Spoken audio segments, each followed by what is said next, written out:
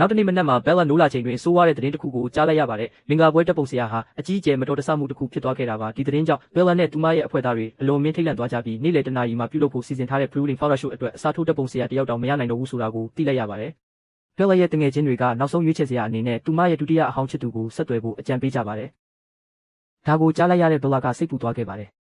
အခန်းကဏ္ဍက Tam စီကိုပြောင်းသွားပါတယ်။ Tam ဟာကလေးတွေရှိမှမက်ချစ်လဲကွက်တွေပြနေပေမဲ့ကံမကောင်းစွာနဲ့သူ့လဲကွက်တွေတခုမှမအောင်မြင်ပဲကလေးတွေကစိတ်ပြက်စရာမျက်နှာတွေနဲ့ကြည့်နေကြပါတယ်။အဲ့ဒီအချိန်ဘဲလာနေတာကိုမြင်လိုက်တဲ့ထင်ကထိတ်လန့်သွားပြီးထွက်ပြေးဖို့ကြိုးစားကမက်ချစ်တစ်တာတစ်လုံးနဲ့ဝင်ပုံးလိုက်ပါတယ်။ဘဲလာကနောက်လိုက်ပြီးတစ်တာတဲ့ကိုဝင်ကြည့်လိုက်တဲ့အခါ Tam ကနောက်ဖက်တကားကနေလွတ်မြောက်ပြီးသားဖြစ်နေပါတယ်။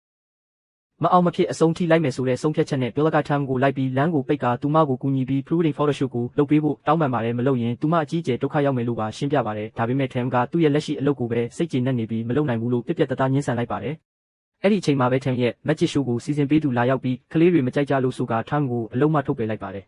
။ဘဲလာကမရေမဖြစ်ရဲလိုက်ပေမဲ့ချက်ချင်းပဲပြန်ပြီး Tam ကိုတောင်းပန်နေပြန်ပါတယ်။ Tam ကခဏလောက်သာကြည့်ပြီးလုံးဝမလစ်လျူရှုပဲလှည့်ထွက်သွားပါတယ်။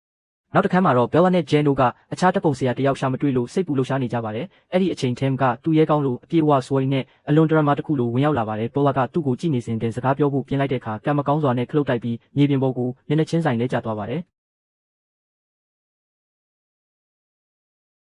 အစပိုင်းမှာအနည်းငယ်ရှက်ရစရာဖြစ်ပေမဲ့ Pre-wedding photo shoot ကိုစတင်လိုက်တဲ့အခါ Tam ကအံ့အားသင့်စရာကောင်းလောက်အောင် professional တပ်ပုံတွေကိုရိုက်ပေးနိုင်ခဲ့ပါတယ်။ရှူအတွင်း Aaron နဲ့ Monica တို့ကသူတို့ဘယ်လိုတွေ့ဆုံခဲ့ကြသလဲဆိုတာကိုအင်တာဗျူးပေးကြပါတယ်။သူတို့ရဲ့ချစ်ချင်းဇလန်းကိုမခံနိုင်တဲ့ဘဲလာကအန်ချင်တယ်လို့အတုလုပ်ပြီးအာယုံပြန်သွားကတကားတစ်လုံးကိုမမြင်ပဲတိုက်မိပြီးလဲကျသွားပါတယ်။ Aaron ကသူမကိုထူပေးရင်း